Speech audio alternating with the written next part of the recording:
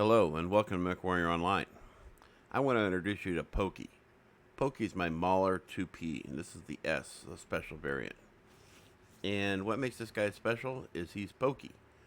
I have 2 energy on the arms set up on this build, 2 ballistics, and 2 missiles. Now, just by looking at these nice looking vents, you would think that these are like intake vents on the front of a Honda Civic or something. No, these are rocket pods. I've tried very different builds on this mech over the years, and this is the one that seems to satisfy me the best.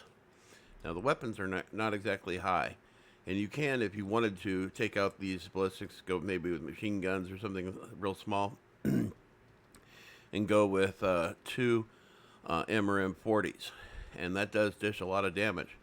However, it is kind of subjective. You have to be really good at it to have a really good match with it. And I found that this seems to work the best. And, you know, you can do this as a frontline mech, but I think that this mech is better suited to supporting other frontline mechs. So as long as you work as a team, you can really dish out the damage, and it is quite an interesting looking mech to look at. So, yes, the 2P. What do we got here? Well, we got 2 rotary 5s, and we got 2 rocket 20s. Now, each one of these delivers 40 damage, so you can see how this is going to be devastating to somebody who makes the wrong decision. So I fire these 1 and 2 on buttons on the mouse, left and right, and then these X pulses are tied in with these rocket pods because I only use 3 buttons on my mouse. I'm a 3-button kind of guy. Anyway, moving forward, let's talk about the features here. So, firepower is 193. Let that sink in for a second. But that's only on an alpha strike. Speed is 62, so it's faster than my Banshee. Armor is fairly good, considering that it's maxed out.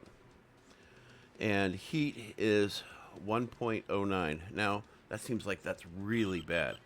But let me show you what it's like if you don't fire these lasers. 1.57. That's staggering. That is really good heat management. So these X-Pulse lasers only ramp up the heat over the course of about 5 or 10 seconds. So if you don't fire these that often, they're not that big a deal. I am running a light engine on this because I needed to get the weight down enough so that I could put this kind of weaponry on board.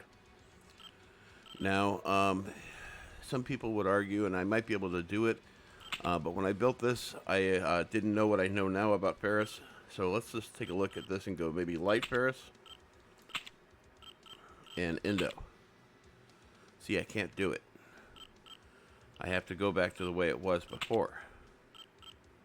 Just not enough room. It gives me the tonnage, but I already have extra tonnage. So going with the light Ferris route's not going to make any difference to me in going with Indo. So even if I go to standard, and then I go Indo, sure, I'm still good, but I still can't put any more weapons on board. There's no room. So it's just what it is. So that's why I went the direction that I did. I'd rather take the chance that Ferrofibrous actually does deliver on the promise of having 12% more armor per ton.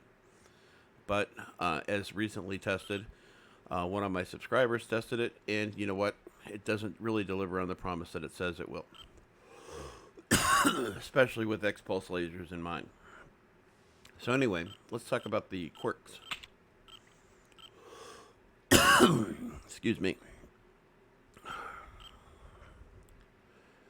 Chassis C build bonus plus 30, because it's a special variant. UX jam chance, minus 20%. Missile spread, minus 5%. Cooldown, minus 10%. Inner sphere UAC heat generation, minus 25. Now that's if you have a UAC build on here. So I don't have UAC, I have racks. So I don't get to take advantage of that. Missile velocity, plus 10. Laser heat generation, minus 10. So center torso, I'm getting plus 17. And then left torso and right torso, I'm getting plus 14.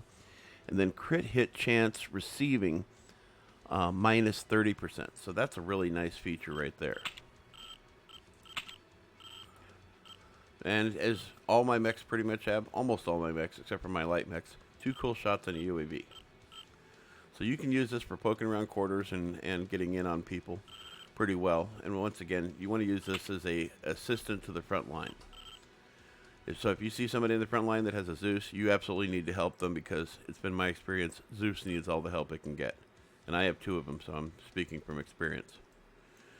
So I've got maxed out on heat generation, velocity, magazine, UAC rack, jam chance. And the way this is sitting, I'm getting 15 on top of what I already had inside. So that's plus 15 on top of the 20. So this is really helping out. Maxed out on survivabilities. And also 3 into the overheat damage, because this does get hot. Almost fully maxed out on kinetic burst and speed tweak, because you just need it really. Moving is living. Cool run, heat containment, absolutely. I had to make a sacrifice, and so in one of my previous videos I said that 100% of my mechs have seismic sensor. I had to make a sacrifice of 4 of these so I could get the speed I needed. So it's 99.9% of my mechs have speed tweak, or I mean seismic sensor. Advanced zoom, I didn't put it on this one because I also needed it for the heat and for speed tweaking. Not to mention, racks don't have incredible range. But I do have radar deprivation, which is 100% of all my mechs. And the ones that don't have radar deprivation have ECM, which kind of negates radar deprivation. And then, of course, 2 cool shots on a UAV. And as mentioned before, I fired the X-pulses and the rocket pods together. So that first burst with those X-pulse lasers is going to deal a ton of damage. Just absolutely devastating. And I save those for a close quarters battle, or I get into a bad situation. I alpha striked a light mech once. I think it was a commando, and he was dead before he hit the ground. He got off a few good bursts on me, going after my legs, which, if you've seen the armor on the legs of this thing, it would have taken him a while. 89. That's pretty damn good. Anyways. Yeah, so this is this guy here, and I really love this paint scheme that's on here too. I didn't add any decals there. I added, some decals here, like on the eyes and stuff like that. But the rest of this is all OEM. This paint scheme is really cool looking. Really like these Hello Kitties, especially the skull on the with the horns. Yeah. Anyway, hope to see you on the battlefield.